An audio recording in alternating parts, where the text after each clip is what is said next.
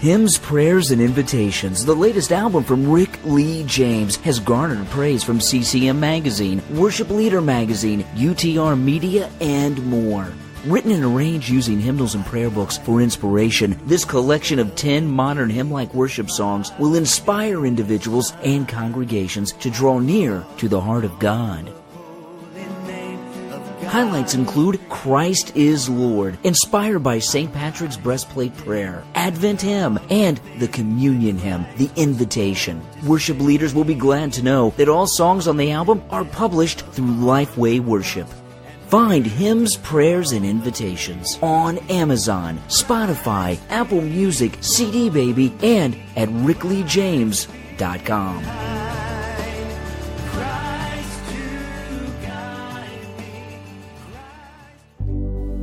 Have you ever thought to yourself, man, I'd like to host my own podcast? Well, guess what?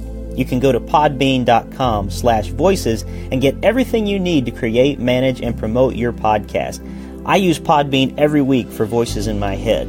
There's easy uploading and publishing tools, stunning templates, custom domains, social and promotional tools, an embeddable podcast player, monetization tools, and more. It is your all-in-one podcasting solution. With Podbean, you can create professional podcasts in minutes without any programming knowledge. Best of all, everything is mobile ready right from the start. So go to podbean.com/voices. And when you sign up, use the code VOICES and you'll get a sizable discount. Podbean, for your home podcasting. Thank you for listening to Voices in My Head.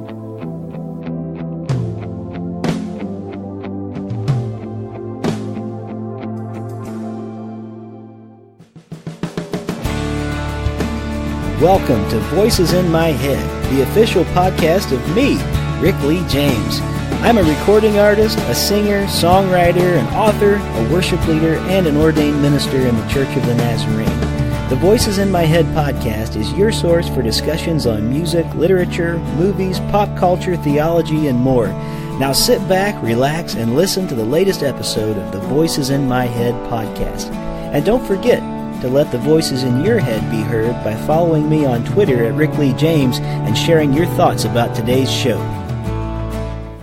Hey everybody, welcome back to Voices in My Head. Today is a great episode. I just had a conversation with author Kevin C. Neece, and that's N-E-E-C-E, Kevin C. Neece. Just to make clear, when you look him up online, he has written a book and is in the process of writing a series of books about the gospel according to Star Trek, and it was so great to have him for a conversation. Just before I get started, there's a couple things I want to let you know about. I'm going to be at the National Worship Leader Conference May 7th through 9th in Nashville, Tennessee at Trevecca Nazarene University. That's the college I graduated from, dear old TNU, so I'm very excited about that. And National Worship Leader Conference, they actually, with Worship Leader Magazine, have given me permission to give out a code on my podcast for you to get 30% off if you want to go. And that code is simply Happy New Year. So if you go to worshipleader.com, you'll be able to find a link on their site when you go to the events page where you can sign up and just put in the code for 30% off your ticket to get there. Happy New Year. Now, the National Worship Leader Conference is organized by the National Worship Leader the National Worship Leader Conference is going to take place from the 7th of May to the 9th of May in 2018. And as I said before, it will be at Trevecca Nazarene University. They're going to have some really great artists there this year. I know that our guest from last week is going to be there, Andrew Osenga, so we can get to hang out with people like him, and you get to have round tables. They're going to have Crowder is going to be there. I believe Matt Maher is going to be there this year, and they've been announcing people left and right. Brothers McClurg is going to be there. So I'm looking forward to getting to hang around with them again. So if you go to worshipleader.com and put in the code Happy New Year, just for listening to the podcast, you can get 30% off. So I just wanted you all to take advantage of that. Now, speaking of Brothers McClurg, who I am making an album with currently, well, not currently, I'll go back in March to finish it, but right now I am in fundraising mode fully for it, unashamedly. I'm talking about it all over the place online. You're probably going to be getting an email from me if you subscribe subscribe to the email list. We have 25 days at the time of this recording left to raise our $10,000 for the studio to finish up the new project. We are already almost over the $1,000 mark, which I'm really excited about. And we have quite a bit of time, but we don't have, a ton of time to raise that kind of money.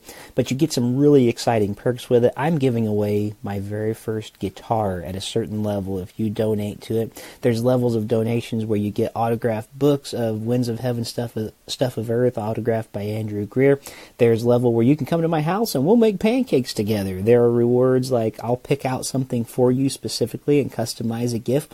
There are rewards like come to the studio and spend a couple days with us while we finish recording the album in Buffalo, New York. So there are a lot of great things. So the best way I can tell you to get to the page, because Indiegogo doesn't have like an easy link to get to for me to spout off, so I made my own link. If you go to rickleejames.com/thunder, you'll find a link right there that'll take you to our funding page. Even if it's just a couple bucks that you can swing our way, every little bit counts. If you pay a minimum of $5, you can get the recording that we did of the Rich Mullins song Thunder right away. So please don't wait till the last minute. The more donations we get, the more traffic we get, the more visibility we will get online. So if nothing else, just go to the website and click on it through to the Indiegogo page. Even if you're not going to donate, the web traffic helps us to be seen more online. So rickleejames.com/thunder, or you can go to Indiegogo.com and look up Rick Lee James. I'm sure you'll be able to find it.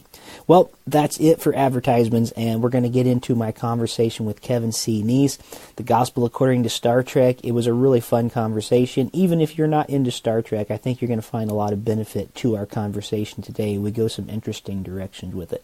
So with that being said, thank you for listening to Voices in My Head. I hope you all have a wonderful week, and I really appreciate you listening. Welcome back to the Voices in My Head podcast. As always, I am your host, Rick Lee James, and today I'm very glad to have Kevin C. Neece with me today. Kevin is the author of The Gospel According to Star Trek. It's a series, and this book that we're going to be discussing today is the first in the series, which deals with the original crew. The Gospel According to Star Trek, the original crew. Kevin is a speaker on media, the arts, and pop culture from a Christian worldview and perspective.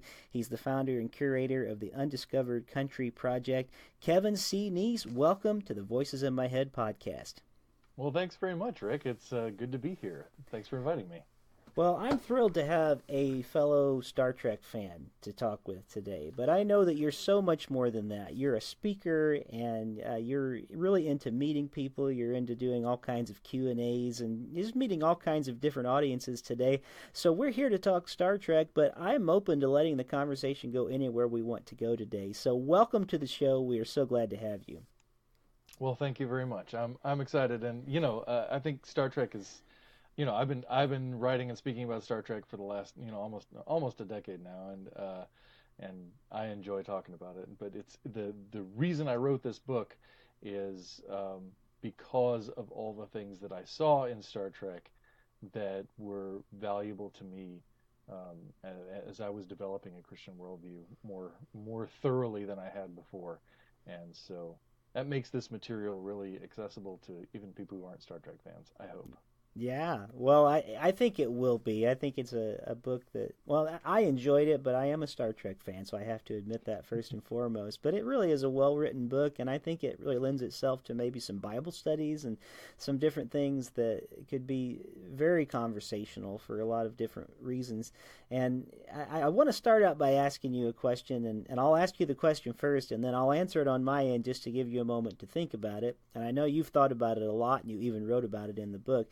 But I want to know about your first encounter with Star Trek. And I'll tell you mine was, I remember just being a kid and falling in love with that original series in reruns. I would watch Star Trek with my dad. It would be on a lot of times at dinner time in the evening whenever I was elementary school age. And, I just loved when Captain Kirk would fight the Gorn or what, is it a Gorn, the lizard guy? I think it's called Yes. a Gorn. It's been a while since I watched that episode. Or, the time travel episodes were great. But I was always a huge fan of Captain Kirk. And so when I was a kid and I would play outside, I would want to play Star Trek, and I would always want to be Kirk. He always wanted to be the hero. Right. But that's sort of where I started. So I've been a Star Trek fan from way back. So maybe tell our listeners a little bit your first encounter with Star Trek. Well, my first encounter probably was also the original series, seeing it on late night television and not being especially impressed with it, because it looked a little hokey to me. You refer to these things as data tapes, but they're actually, clearly painted wooden blocks, and it just didn't really resonate to me, as very realistic or very credible.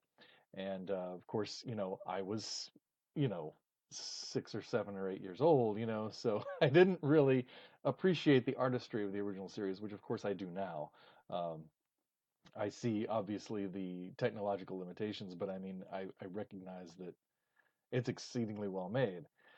And but it was later that I really got into Star Trek, because when The Next Generation premiered in 1987, I was super excited about it, which is weird because I remember kind of disparaging Star Trek V when it came out, like, oh my gosh, will they ever stop making these movies? Which actually I think that was in yeah, no, that was actually in '89, so that was after Next Generation started.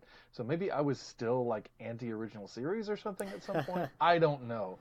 I don't have a clear memory, but yeah, that year that I started in '87, I got really excited about it, and eventually I got into the original crew movies, Star Trek 1 through 5 at the time, and then went out to see Star Trek 6 in the theater. That was 1991, the 25th anniversary. That was probably when I just became a huge Star Trek fan. But yeah, that was my first exposure. Well, it's interesting that you mentioned that about the Next Generation. I remember not knowing what to think about it. And what is this thing going to be? I remember distinctly a Honey Nut Cheerios box that I had at the house. Oh my gosh, yes. Yeah, you remember that? And With the like thing on the where you back could, of it. where you could get a guest spot on TNG. Yeah, yeah. Oh my gosh, yes! Somebody remembers that. this. High five across the podcast. Yes, exactly. Internet high five. Yes. Yeah, so it's such a strange thing to remember all these years later. I think I was maybe around fourth grade around that time, and I just remember like before school eating cereal and looking at this, and I'm thinking, well, that's not Star Trek. Who's this bald guy? And now that I am a bald guy, I don't have as many qualms with him being bald, but I did back then for some reason. But I remember being intrigued, and I kind of thought when it first came out, I was kind of bored with the first like few episodes of the series because it just didn't feel like a lot was going on, and but you know what, we stuck with it, and I remember that was again one of the things I enjoyed doing with my dad in the evenings. A lot of times it would be on in syndication, and we would just watch those old episodes. So lots of great memories for me, and I guess I connect family time with Star Trek in some ways. It's very interesting. Yeah, that's really cool. Well, many fans of Star Trek, they'll know that that religion doesn't play necessarily a huge role in the show. And matter of fact, there's a lot of different things that have been written about Gene Roddenberry. I've read a few of those books, and he was a pretty much against organized religion, I think, in just about any way. And it was interesting to read some more in your book about his upbringing and the way that he was brought up and kind of left his faith behind him. But with that in mind, and with Star Trek being sort of a show that kind of I guess we could say overcame the need for religion in some ways. At least that's the worldview that it's presenting. Like, we're so far advanced, we don't need religion anymore. With that in mind, what's the particular connection that you find between Star Trek and Christianity? Well, on the one hand, I would say that religion, spirituality, faith, these things are actually really prominent in Star Trek. And just to point out a simple example, the character that anybody who knows anything about Star Trek knows is Spock. Maybe even they don't know Kirk, but they know Spock. And Spock is Spock. Leonard Nimoy always got more fan mail than than Bill Shatner during the series, and somewhat of a point of consternation, I think, for Shatner. I was gonna say, I bet that drove him crazy. Yeah, just a little bit. But so Spock is this figure, but in this sort of essentially post-religious series, um, Spock is a religious character. I mean, you look at the whole of Vulcan society, and yes, it's based on logic, but they treat logic as a religion, and everything that they do is very kind of spiritual and supernatural. Spock is a meditative, monastic character in many respects, and there's the whole, and so spirituality and faith and even religion are still in Star Trek, and they don't really ever go away. I think Next Generation probably gets away from it more than most, but even that establishes Klingon religion, um, and discusses other, ideas of spirituality with the Traveler and all that stuff. So, um, so I think even though Gene Roddenberry, you're right, had a very strong distaste for organized religion, primarily because of his experience with Christianity as a young man before his teen years. In his family, he was born in East Texas, in El Paso, which is a particular point of pride for me as a Texan. But Yes. his family was ostensibly religious. His mother insisted on going to church every Sunday and taking the kids with her, but his father was very suspicious of that sort of thing and Hmm. tended to not necessarily discourage it. That he said, you can learn a lot of good things there, but be careful of what the ministers say. Sure. And so he without having a lot of explanation or understanding of a lot of Christian doctrines, he just kind of on their face thought, boy, that sounds superstitious, or that sounds silly, or that sounds magical. It sounds like nonsense. I don't really believe it, and just kind Hmm. of abandoned it at that point. But at the same time, he still credited his religious background in part for his moral formation. So um, so there's even as Roddenberry rejects religion, he still has very much a relationship to it.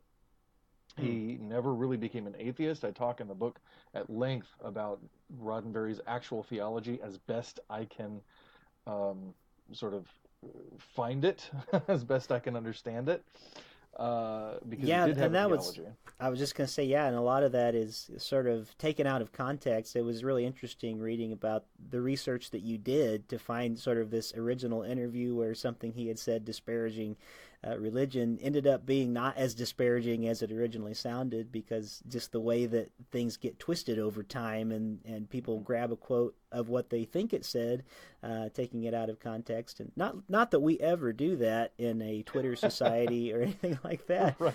But I found that fascinating. I didn't know anything about that. But sorry to interrupt you. I just Oh wanted no, to that's fine, interject. and that was kind of a real jumping off point for me to explore Roddenberry's actual worldview, because um, it's the quotation. If you read anything that claims that Roddenberry's an atheist, there's usually one quotation that they grab, and it has to do with religion being a substitute for a malfunctioning brain, which is not Mm, what he said.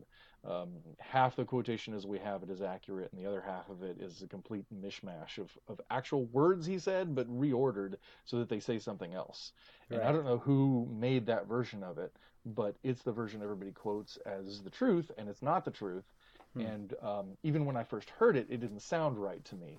And so as I explored that further, that was when I really discovered, oh, Gene Roddenberry's not an atheist. Okay, wow, that's really interesting, because I Hmm. started all this on the assumption that he was. So that kind of leads us back to where Star Trek and Christianity come together, because I didn't start this because I said, oh, look at all the religion that's discussed in Star Trek. Oh, look at all the spirituality and all the faith that's discussed in Star Trek. Or, hey, look how Gene Roddenberry wasn't an atheist.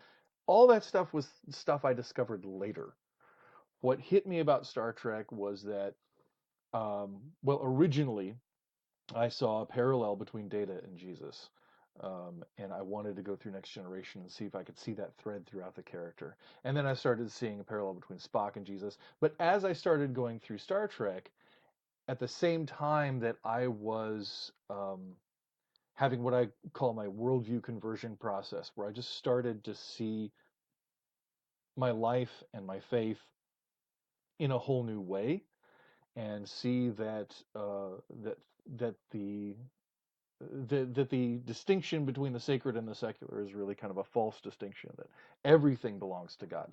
One of the quotations that we toss around in my circles is from uh, Abraham Kuyper, who said, "There is not a square inch of creation over which Christ does not cry, mine." In other words, all goodness is God's goodness, all beauty is God's beauty, all truth Wow. is God's truth. So where you find truth, where you find goodness, where you find beauty, you're finding something of what God has to say through humanity in this world.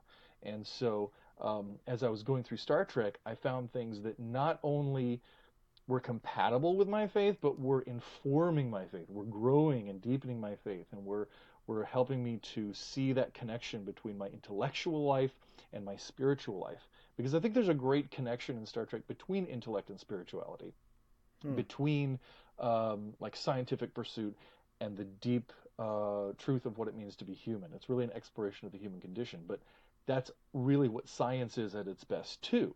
And all the best scientists who love their work, whether they're atheist or Christian or Buddhist or Hindu or whatever they are, right? They are, when they're the ones that are really devoted to it, they're finding something about their own essential humanity and about our human story through science, and that's why they're doing it.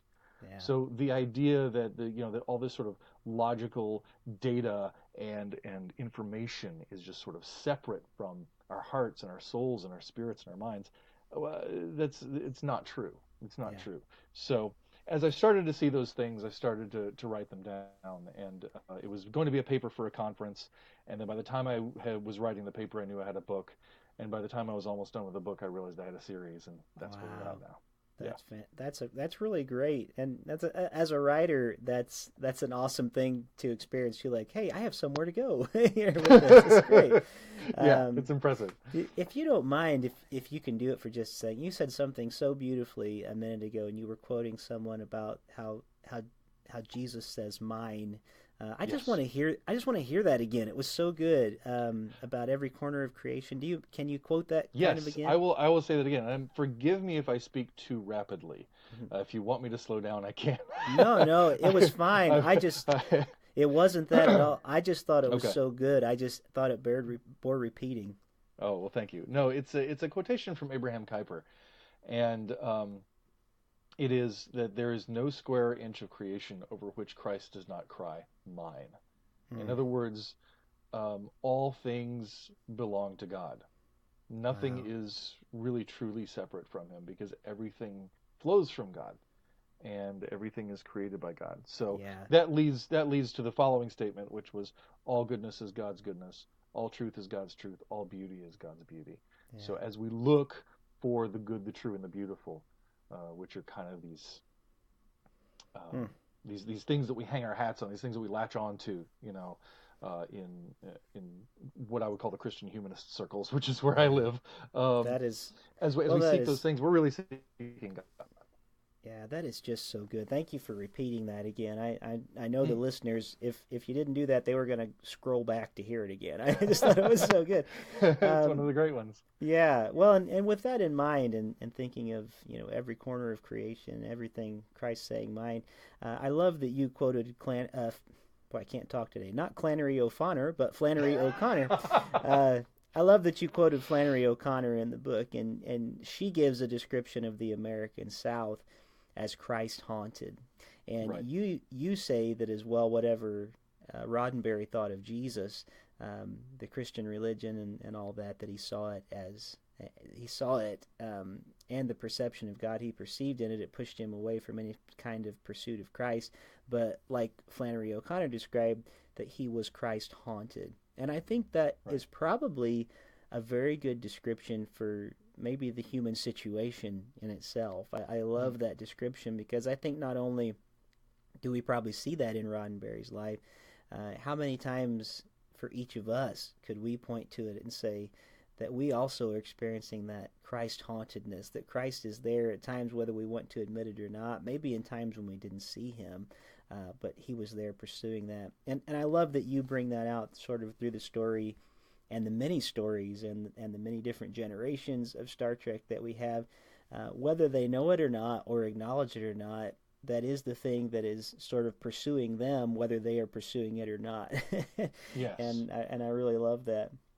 Um, Yeah. One of the things that I say, I'm pretty sure I say it in the book, is that God is about the business of telling God's story uh, through our human efforts, through hmm, all of our human efforts, especially through our creativity, and often when we are unaware. So I have the feeling that we catch these resonant echoes. There's the concept of general revelation and specific revelation. Okay, that hmm, there's the general revelation, the things of God that the Scripture speaks about that are knowable to everyone, that everybody has access to. So that in Paul's words, people are without excuse for ignoring God. But at the same time, there's the specific revelation of Jesus. So apart from the specific revelation of Jesus, there's a general revelation where people find things out about God. And what's really interesting is that humanity is the crown of creation, and we're created in the image of God to be the image of God, right? And yeah. so, as we deeply explore what it means to be human, we ought to find ourselves bumping up against the gospel. And it's just really cool to me that in Star Trek, among other places, but particularly in Star Trek, I see that happening and see that proving true. Well, And so there. and I even found it fascinating in the book, because I've read many, not many, a few other books that deal with Roddenberry and his life, and I never knew this, what you brought up, that in 1959 Gene Roddenberry was honored by the American Baptist Convention with an award for skillfully writing Christian truth and the application of Christian principles into commercial dramatic TV scripts, and Yep. and that Roddenberry graciously accepted the award despite having no such intentions of doing such. Exactly. Because, But if there was an accolade, Gene would take it. That's but fine. No problem. he seemed to have no problem accepting praise at all. Exactly. Exactly. But isn't that interesting though at times? Because I've often thought that about not just Star Trek, but in many films that I see, and you talk about Data at one point in the Nemesis movie being a Christ figure, but I see different movies that I'll watch, and I see them very much as Christ figures, knowing that the author of the script and the director of the film probably never had that in mind when they were Mhm. coming up with it, but we can't avoid. It's like you said before, when Christ calls everything in creation mine, there is a sense in which everything is going to lead back to him. One of my friends, he hosts a podcast. He's a Facebook friend. We haven't met face to face, but he's kind of a legend in the geek podcasting world. Michael Bailey. He loves Superman, and he Mm. hosts a podcast that's called I believe it's called "It All Comes Back to Superman" is the name of the podcast, because in some way or another his conversation always ends up back there, whether it even started there or not. And That's I great. think it's very interesting that I kind of see that in a lot of different literature. I see it in a lot of different films and a lot of different TV shows. There are moments, and have been moments, where I've found myself very moved by the Holy Spirit in an atmosphere that I don't think the creator had any intention whatsoever of it, and sort of like this Gene Roddenberry Award, where he, accepted it from the American Baptist Convention for writing skillfully Christian truth and application. There are some things that I think God is doing in us and through us, whether we acknowledge it or not. And I Yeah. thought that you really brought that out. Since I did bring up Data a moment ago, and Hmm. I found it interesting that I'd love to have you talk a little bit more, a little bit for the first time actually, about Data as the Christ figure. But I found it kind of funny that you kind of start the book talking about how excited you were to finally get to see Nemesis, and Nemesis is one of those Star Trek films that I think a lot of us go, well, they made that one, it happened, but a lot of people have a really great love for it. But I hadn't thought of it from that perspective of sort of Data being the Christ figure in that film. Would you mind talking a little bit about that? I would not mind at all, though I would say if any of your listeners haven't seen the film, they might want to and they're concerned about, learning anything about it. They probably don't want to listen to this particular bit. But yeah, so Data is a really interesting character, and he's the next generation Spock, and this is also kind of a preview too of the Gospel according to Star Trek: The Next Generation, because there will be, of course, a section on Data because Data started all of this.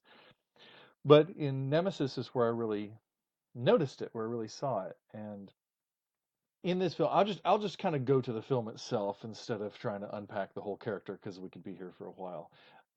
But in the film, and we'll just assume your audience is generally familiar with it, but we'll say there's Shinzon, who's the villain, who is a genetic copy of Picard. Yet Shinzon's soul, Shinzon's philosophy, Shinzon's worldview is completely antithetical to Picard's. And the thing that Shinzon brings to Picard in this film is to say, I'm you. In every way, I am you. If you had lived my life, you would be making the decisions I'm making now. Hmm.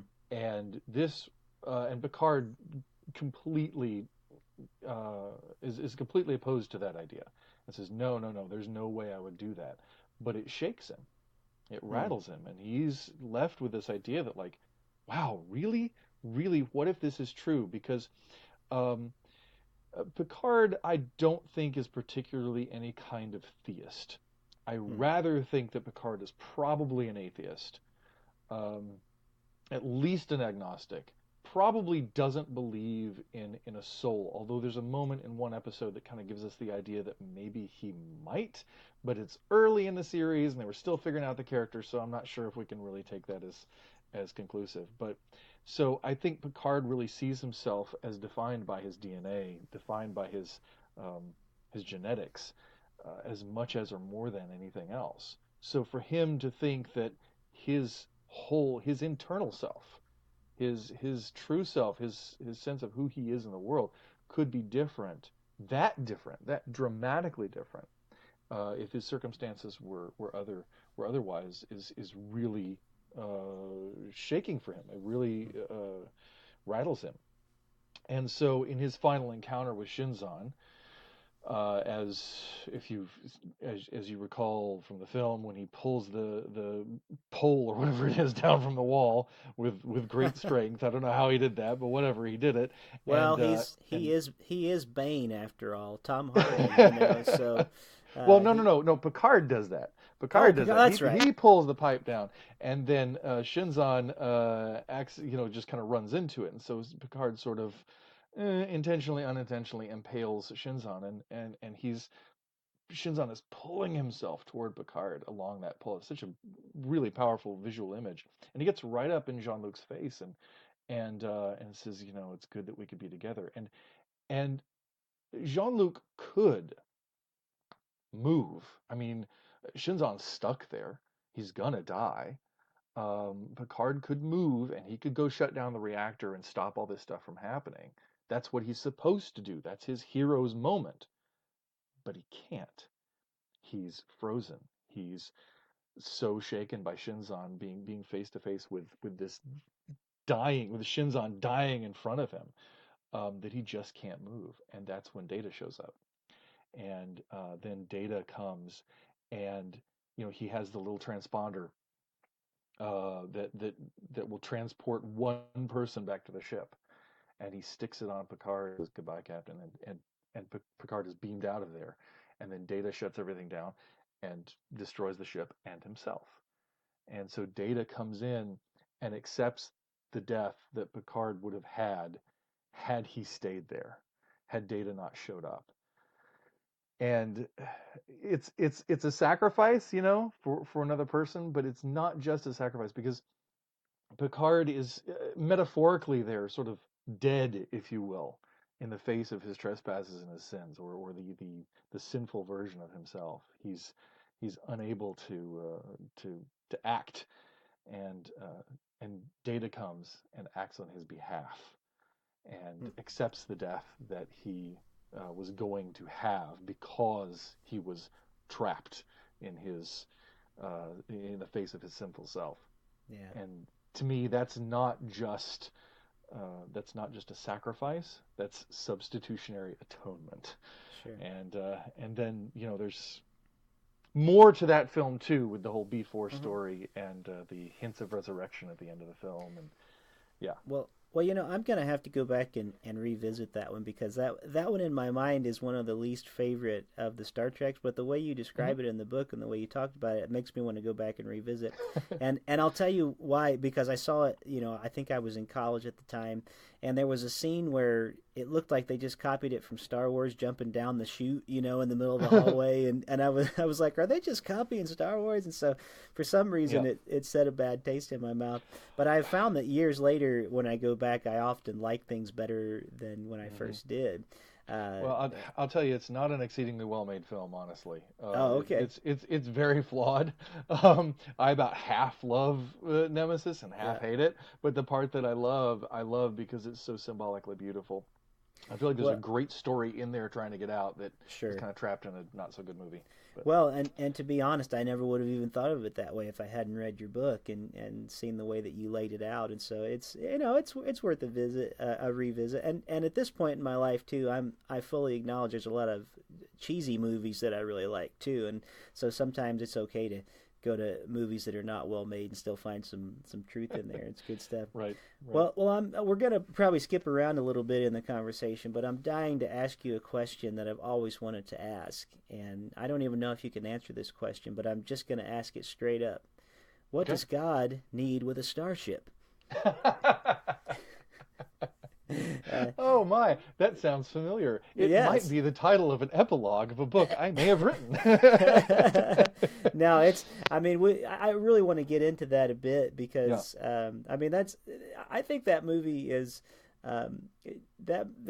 it's Star Trek Five, right? Yes. Because I remember being real excited as a kid when it was going to come out, and that was the one that Shatner had directed. And I Hmm. remember not hating it, but again, I was a kid at the time, and I found out later on that that's the Star Trek movie people want to forget about.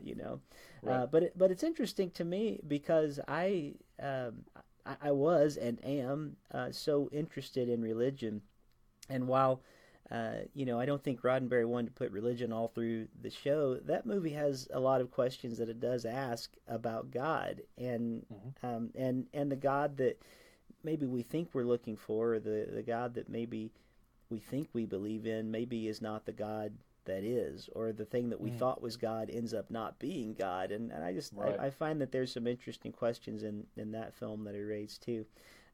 So I don't really have a specific question about it, but you did write. I've always wanted to ask that question: what does God need with a starship? But maybe Yeah. you could talk a little bit about some of the things that you hit on with your epilogue in that book. Not to give too Sure. much away, because I do want people to read your book. But you wrote some really interesting things. Well, for me, the reason I selected that as the title for my epilogue is that it kind of, to me, reflected the sense that I thought a lot of people could have about this work in general, which Mm-hmm. is sort of what what does Star Trek have to do with God in the first place? Hmm. And why would why would we need what does God need with Star Trek really? You know, why would these two things even come together? How would this either from two different angles? One is how would this irreligious science fiction show have anything to do with God? And from the other side, um, how would God have anything to do with just entertainment? Why would that be important at all? Um, and I kind of came at that and said that God has chosen sovereignly, to work through human agency. However we want to view that, or why ever we think that is, that's the way it is. And God's purposes will be accomplished no matter what. The question is, what part in it are we going to play? And it's not so much that God needs us to do this thing. It's that God has created us to do this thing Mm-hmm. um, amongst ourselves because in love God creates free people. Sure. Sure. And that's who and what we are. So we don't follow a program, and yet these things are carried out.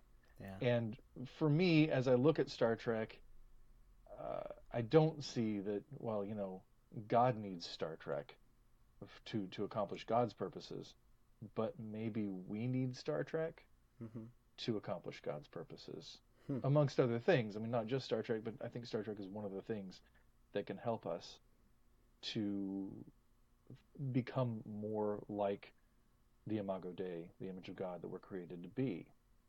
And Gene Roddenberry said that his dearest wish for Star Trek would be for it to go off the air.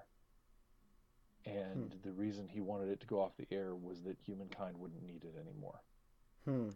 So the idea is that the important things about what it means to be human and what we should aspire to as humans, as Roddenberry sees them, are what he intends to communicate through Star Trek. Obviously, Star Trek is the work of a great many authors, great many writers, producers, directors, actors, etc., who have come together to make stories that Roddenberry even had nothing to do with.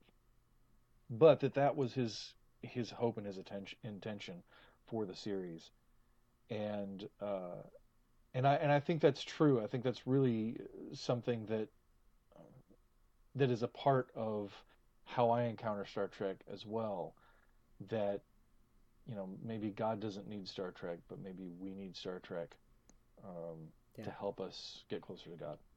Yeah, and when we think of that too, and the idea, when you ask that question, what does God need with a Star Trek, or even with a Star Trek or a starship, and Right. then even asking, does God need one? And I love the answer of sort of like, well, no, he doesn't need one, but at the same time, I think God wants to do things in cooperation with His people, and He wants to do things with us, and that's what relationship is, and reaching out to us in that way.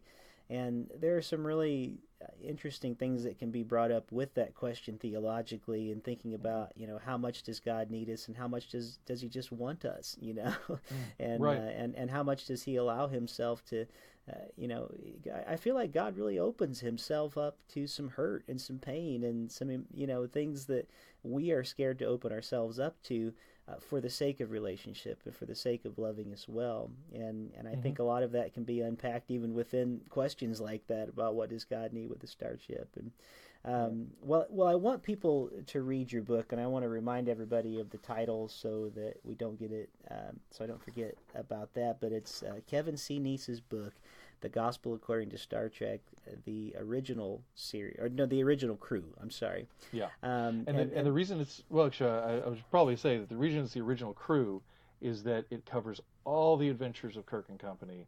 So it's the original series, the animated series, all of the first 6 original crew films, and the 3 newest films.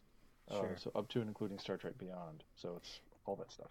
You Plus you Roddenberry. pack you pack a lot in there. And on just kind of a fun note, the lady who I lead music at my church on Sundays, and the lady who plays piano for me often, she is such a William Shatner fan. And a couple of years ago, I was at a comic convention, and I found a framed small picture of William Shatner from back in his younger days. It was black and white. And I bought it for her, and I gave it to her as a gift. And she kept that picture of William Shatner on the piano in our church every Sunday for the longest time, for at least about a year. And Wonderful. and she said, she said, "Is it okay if I keep it there?" And I said, "It's okay if you keep it there, if you will remember each week that this is your reminder to pray for William Shatner." I said, because I don't know that he, I don't think he claims any sort of faith or religion.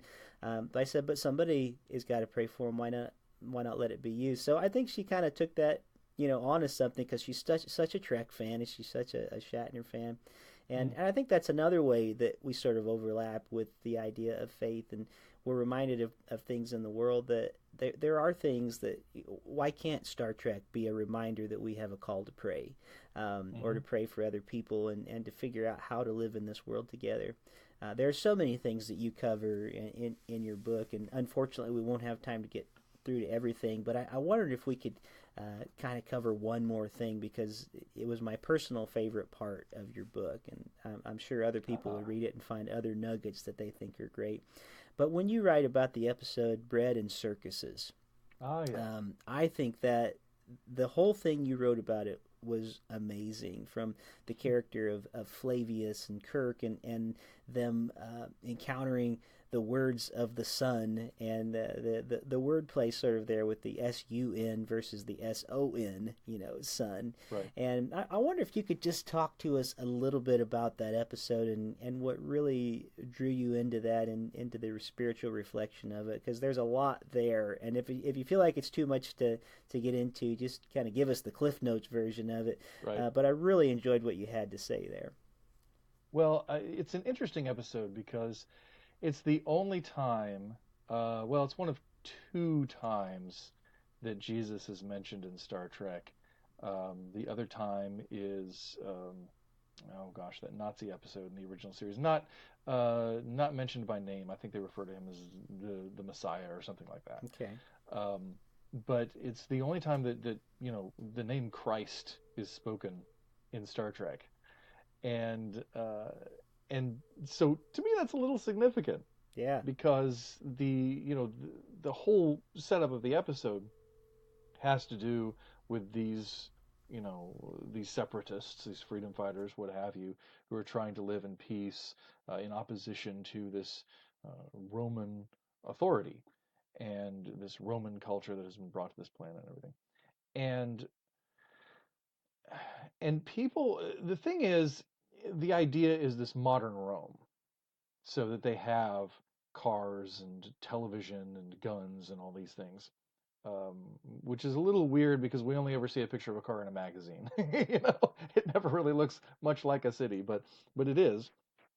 And there are some jokes about television and things in it, and they're fighting gladiatorial battles in a television studio, instead of in an arena and all that. So people kind of get caught up. Most of the things that you read about this episode have to do with the television aspect. And this is a send up of network TV, and it's like, yeah, kinda, but that's really kind of a footnote, really.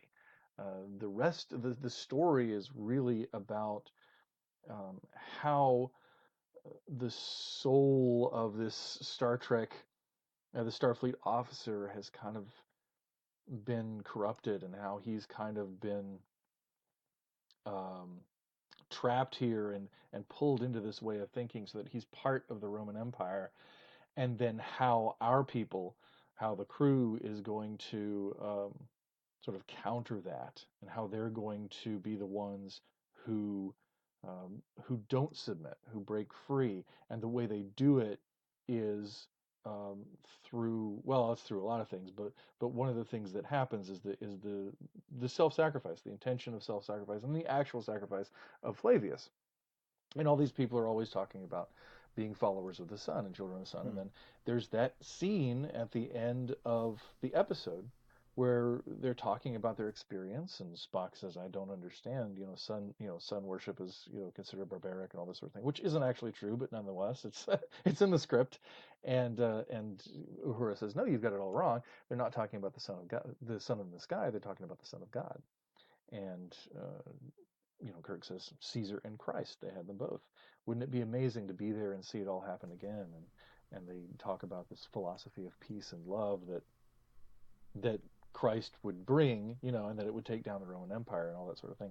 Yeah. And it's really interesting because there's a lot in the beginning of the episode too about this being sort of a mirror Earth, and it's really interesting to see that, and to see. I think a lot of people who read that and see that think of writers sort of sneaking that in under Roddenberry's nose. Yeah. And sort of getting away with it, or putting it in there to sort of appease the censors or what have you. But the truth of the matter is, Roddenberry was the head writer, and the executive producer. He had final say on everything that went on screen, and he rewrote most of the episodes that went to air. He would sometimes rewrite entire episodes or parts of them or what have you.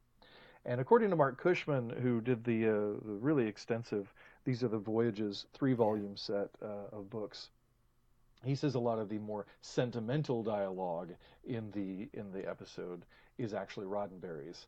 Well, I think the most sentimental dialogue in the episode is probably that last scene. Now, I Yeah. can't say that Roddenberry wrote that scene. And I also can't say that Roddenberry would be extolling Christian religion. He absolutely would not.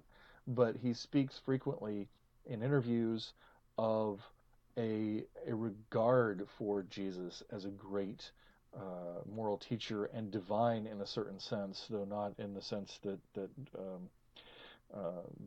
not in a special way. He believes everyone's divine, but he sees a great he has a great affinity for the teachings of Jesus, and that's right there in that episode.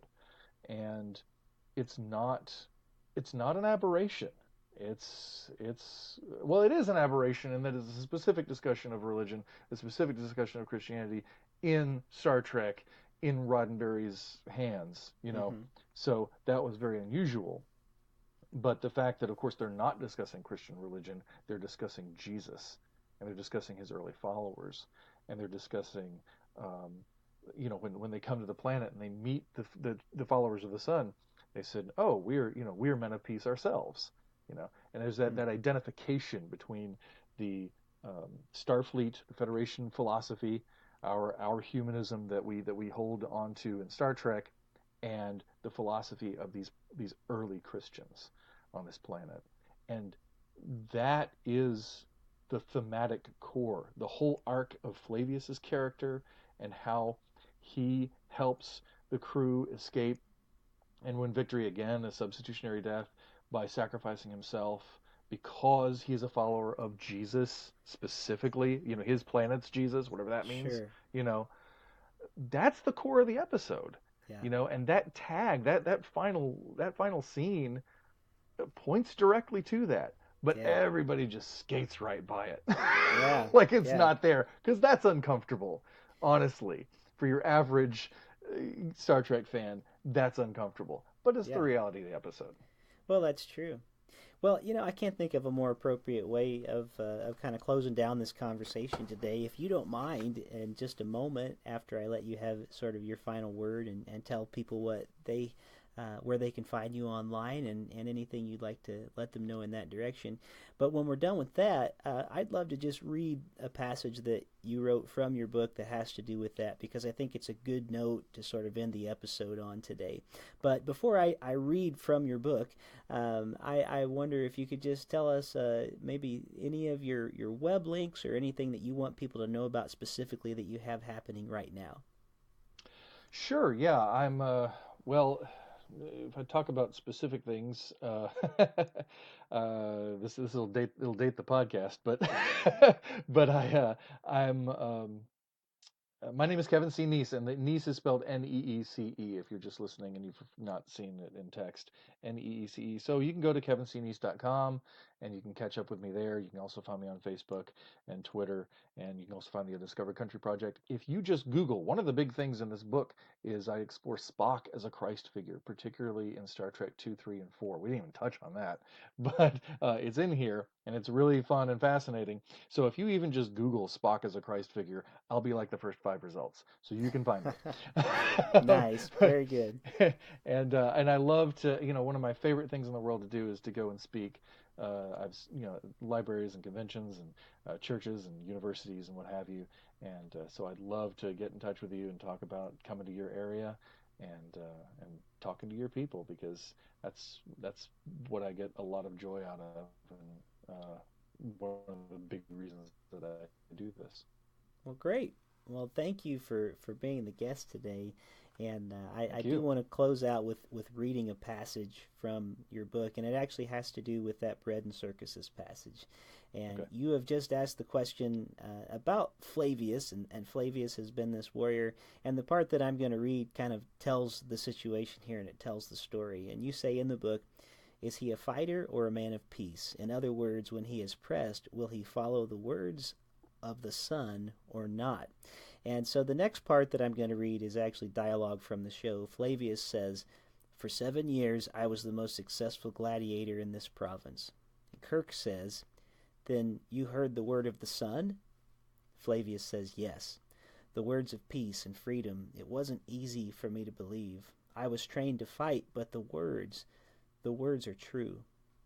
Later, Flavius again refers to the words of the Son and to his difficulty believing them. "The message of the Son, that all men are brothers, was kept from us," he said. "Perhaps I'm a fool to believe it. It is not often seen that man must fight to live." But Kirk encourages him, or it does often seem that a man must fight to live, but Kirk encourages him, "You go on believing it, Flavius. All men are brothers." Flavius then goes off to live and die as those words are indeed true. "The words that I have spoken to you," Jesus said, "are spirit and are life." Like the words of the Son depicted in bread and circuses, his words both drew people to him and repelled them. When many of his disciples left because of what he taught, he asked the 12, "You don't want to go away too, do you?" To which Simon Peter replied, "Lord, to whom would we go? You have the words of eternal life." Ultimately, though, Flavius chooses to follow the Son because the words are true.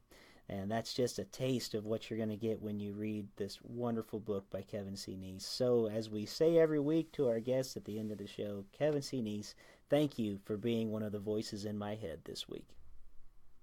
Thank you for inviting me to your head, Rick. I appreciate it. Thank you for joining me here this week on the Voices in My Head podcast. I hope you'll visit me on my website at rickleejames.com, follow me on Twitter at rickleejames, like my artist page on Facebook at facebook.com/rickleejames, and keep up to date on what I'm writing at my author page on amazon.com. Make sure to follow my calendar on the website, and if you would like to have me come to your town to do a concert, a speaking engagement, or a book event, you can book me through my website by clicking on the link for Pair Booking Agency. That's P-A-R-E Booking. And finally, it would mean the world to me if you were to leave me a review of this podcast on iTunes. The more positive reviews that we receive, the more visible this podcast is on the internet. And now the benediction. May the God of peace, who raised Christ from the dead, strengthen your inner being for every good work. And may the blessing of God Almighty, Father, Son, and Holy Spirit rest upon you and dwell within you this day and forevermore. Amen.